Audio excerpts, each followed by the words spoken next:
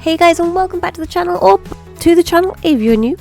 I'm Melon Bubbles, and today we're checking out Whisker Waters. And I'm going to give my honest first impressions. I have been given a key to this game for free by the publishers, so it'll be a little bit nice. No, it is a really cool game. You start off being read a story by your elder, and then they take you on a little fishing adventure. You go out and I guess do training. I think it's training. I'm gonna be honest, I did not follow the narrative line of it very well. That might just be a me thing. Sometimes my attention is not in the right place at the right time. I had to check back in the journal a lot of times to see what I was actually doing, because I just kind of skipped through the dialogue a couple of times.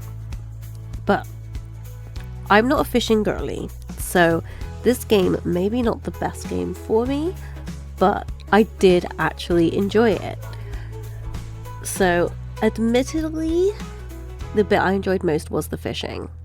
I'll go into why in a bit, but I just want to kind of, show you guys the fishing and talk about it a little bit, as it is the main aspect of the game. So you can kind of see here, it teaches you how the fishing works, and you drag in the fish, very similar to like Stardew, only it's more like movement based rather than clicking based. And you catch the fish, easy peasy lemon squeezy the first time around, and it does get more complicated as you go on. There are actually a bunch of mini games which we'll show later on, and I really did like the mini games. I did take a little while to get the hang of it. Mostly the changing bait was something that I didn't quite click on straight away, but eventually I got it, and then that was fine, because as you change bait you obviously attract different fish, which I think is really cool. Again, this is the elder explaining to me about the journal and the to-do list and all of that stuff, and me basically completely ignoring him. Sorry guys, sorry people who wrote the game. I'm sure the dialogue is really cool and nice.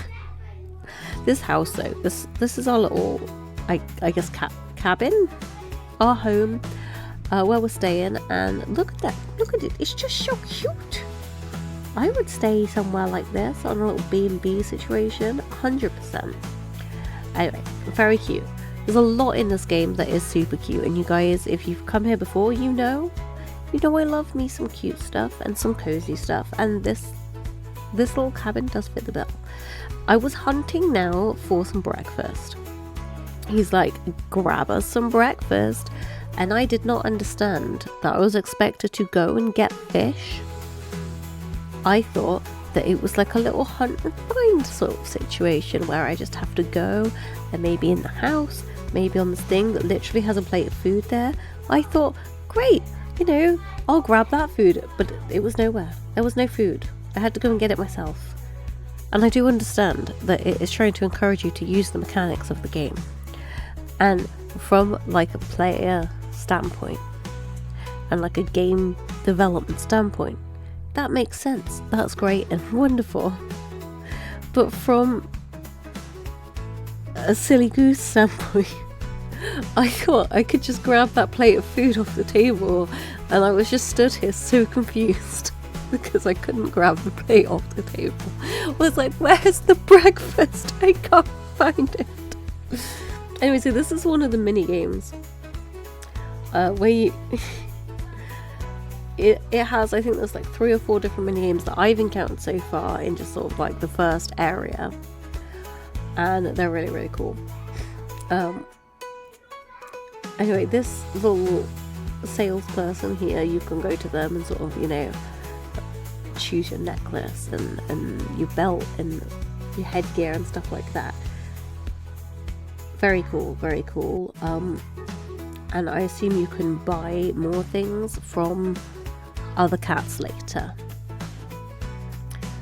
This little part here looked especially cute. I was trying to do some fishing in here, and I think I got another mini game. But yeah, I was figuring it out. I didn't get much footage of like actually far into the game, but there is like a little town you can go to and buy things eventually, and there's like some monsters and you can get a spear and stab them and poke them in the head and stuff like that so they don't eat you, because if you do get hit by one of the monsters you just pass out and wake up somewhere else. And the same if you drown. You can swim a teeny tiny bit, but if you do swim too long you will drown and pass out. Yeah. So overall I found it a little bit hard to get to grips with, but very, very cute game, and I think I'll probably play more of it. Let me know if you would too, and thanks for watching. Don't forget to give the video a big thumbs up and subscribe if you haven't already. Bye!